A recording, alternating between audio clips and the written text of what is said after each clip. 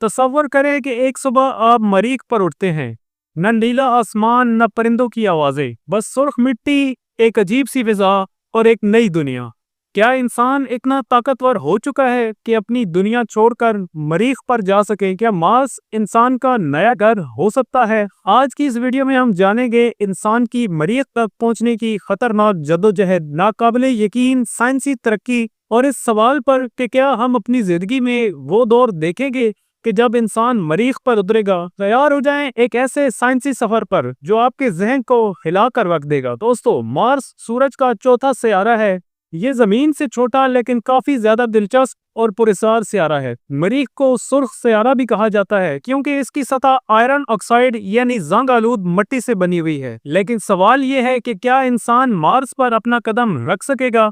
अब तक इंसान मार्स पर नहीं पहुंचा, लेकिन मार्स पर मिशन भेजने का सिलसिला दहाइयों से जारी है। मेरिनर 4 मार्स पर पहुंचने वाला सबसे पहला कामयाब मिशन था जो 1965 में नासा की तरफ से भेजा गया था। इसके बाद बहुत से मार्स मिशन आए जैसे वाइकिंग 1 एंड 2, मार्स पाथफाइंडर जो 1997 को भेजा गया, Mars rovers Spirit and Opportunity, Curiosity rover और हाल ही में 2021 में भेजे जाने वाला परसेवरेंस रोवर है। ये तमाम मिशन रोबोटिक थे, यानी इनमें इंसान शामिल नहीं था। इनका मकसद मार्स की सतह, फिजा और मौसम का जायजा लेना था। अब सवाल यह है कि क्या इंसान वाकई मार्स तक पहुंच सकेगा और कब तक? नासा और स्पेसएक्स दोनों मार्स पर इंसान को पहुंचाने की तैयारी कर रही हैं। स्पेसएक्स के सीईओ एलोन मस्क का कहना है कि वो 2030 के आसपास मार्स पर इंसान को पहुंचाने की कोशिश करेंगे। लेकिन दोस्तों, ये इतना भी आसान नहीं होगा। मार्स पर जाने के लिए इंसान को किन किन मसाइल का सामना करना पड़ेगा, चलिए आइए जानते हैं। नंबर 1, फासला और वक्त।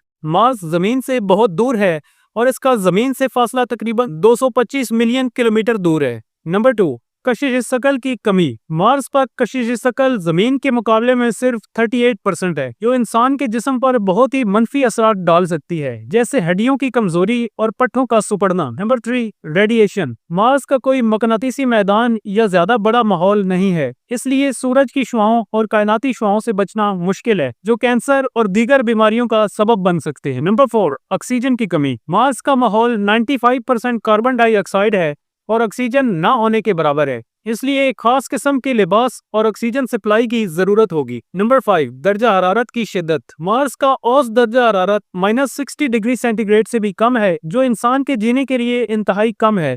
नंबर 6, खुराक और पानी। मार्स पर खुराक और पानी दस्तयाब नहीं और हर चीज को जमीन से लेकर जाना पड़ेगा और फिर वहां हर चीज को पैदा करना सीखना पड़ेगा। नंबर 7, वापसी का मसला।